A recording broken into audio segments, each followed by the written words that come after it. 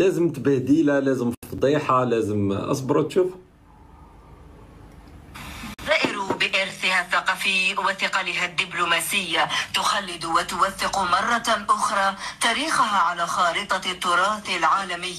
ففي الوقت الذي تتصاعد فيه محاولات السطو والتزييف الثقافي، يأتي القرار الأممي من اليونسكو ليؤكد ويرسخ مرة أخرى أن القفطان جزائري الهوية، تنتقل خيوطه الأصيلة عبر الأجيال بأنامل دقيقة. الأممي من اليونسكو ليؤكد ويرسخ مرة أخرى أن القفطان جزائري الهوية، تنتقل خيوطه الأصيلة عبر الأجيال.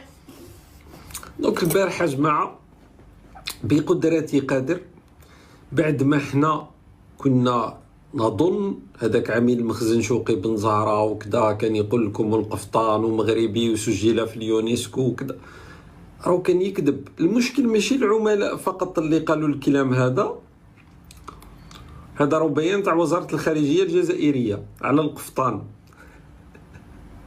اقسم بالله وزارة الخارجية نورمالمون وزارة الثقافة، اليونسكو وزارة الثقافة، احنا في الجزائر لا، بيانستان.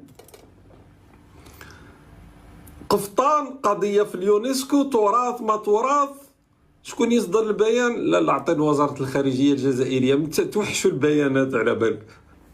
ما بقاش الدول كامل تقريبا دعم مبادرة الحكم الذاتي، نددنا، استنكرنا، بكينا، سحبنا السفارة، اقطعنا العلاقات، ما بقاش، خلاص درنا المشاكل مع العالم كامل ودرنا بيانات على الدول كامل اللي ما بقالناش على واش نديروا بيانات.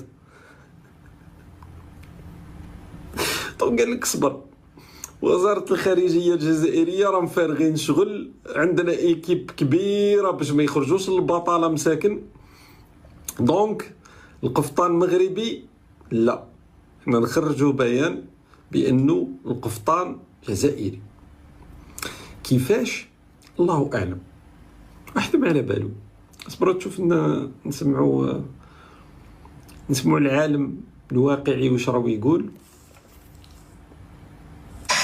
رسميا القفطان المغربي يدرج على لائحة التراث العالمي غير المادي لمنظمة اليونسكو، وذلك بعد أن صادقت المنظمة على ذلك خلال اجتماع لها في الهند اليوم.